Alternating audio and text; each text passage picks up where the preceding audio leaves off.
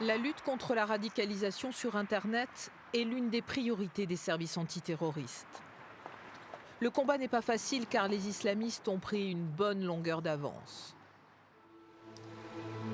Nous nous en sommes rendus compte au forum sur la cybersécurité à Lille. Chaque service de police et de gendarmerie a son unité spécialisée dans le cyberterrorisme. Mais aucun n'a découvert ce qu'a trouvé sur la toile Damien Bancal, un web journaliste. Au lendemain des attentats du 13 novembre, il est tombé sur un jeu qui fait froid dans le dos. Daesh a détourné ce jeu vidéo que les adolescents adorent. Ce jeu, c'est GTA, Grand Theft Auto. En français, voleur d'auto. Sauf que dans la version de l'État islamique, le voleur est devenu un terroriste.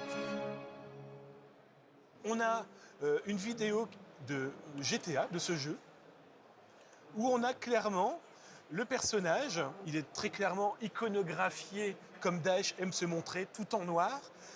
Ils affichent leur logo et ils montrent comment immoler quelqu'un. C'est monstrueux. Après, ils expliquent comment prendre une voiture et foncer dans la foule.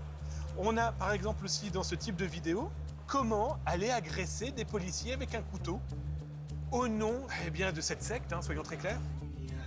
Dans les sous-titres, l'auteur des vidéos explique qu'il faut cibler les mécréants.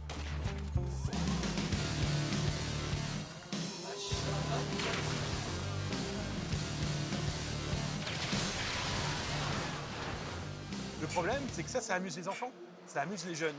Ça peut aussi attirer des populations qui se disent « Ah, l'idée est bonne, c'est rigolo, ça m'amuse ». Après tout, c'est fun. On est clairement dans un acte barbare de terrorisme, mais des faibles d'esprit qui tombent sur ça se disent « Tiens, je vais faire ça ». Les services de police ont depuis retiré les vidéos de la toile, mais l'opération n'est pas toujours simple. En poursuivant nos recherches sur le net, nous avons trouvé une autre version du jeu GTA. Cette fois, c'est un pastiche. Le nom a été détourné. Grand terroriste auto. Le message se veut humoristique, pourtant, il est loin d'être drôle. Il est même très choquant. Grand terroriste auto à Daesh City. Un personnage qui figure un terroriste appelle à tuer les juifs et passe à l'action.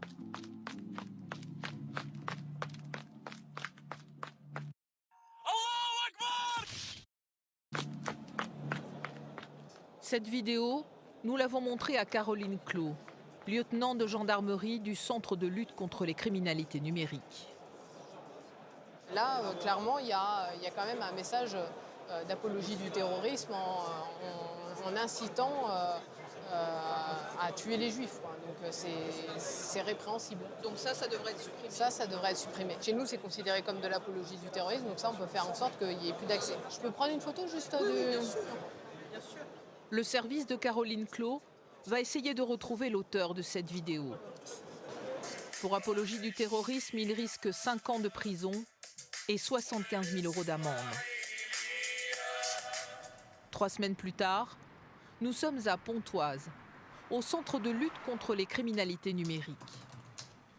Le directeur de Caroline Clot a bien obtenu l'ouverture d'une enquête pour apologie du terrorisme, mais surprise, la vidéo est toujours en ligne. Les gendarmes français se heurtent à un problème de taille. La vidéo est hébergée aux États-Unis par un fournisseur d'accès très connu, YouTube. Nous leur avons signalé, sauf qu'il s'agit d'une société de droit américain qui ne répond pas au code des postes et communications électroniques français. Et donc nous sommes dans des rapports amiables avec ces grands opérateurs américains. On ne peut pas les obliger à supprimer ces vidéos. On ne peut pas les contraindre. YouTube a considéré que cette vidéo ne violait pas ces conditions générales d'utilisation. Grand terroriste auto. Vu le message délivré, c'est incompréhensible. Et l'affaire s'est encore compliquée quand les gendarmes ont voulu mettre la main sur l'auteur de la vidéo.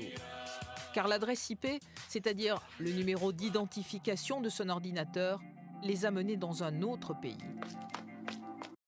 Donc YouTube nous a répondu que l'adresse IP provenait d'Algérie, que c'était hors de notre juridiction et donc qu'il convenait de s'adresser aux autorités algériennes.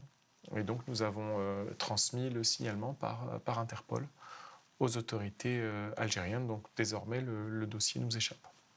Elles vont faire quelque chose, les autorités algériennes? Il faut demander aux autorités algériennes. Vous n'en savez rien. Il faut demander aux autorités algériennes.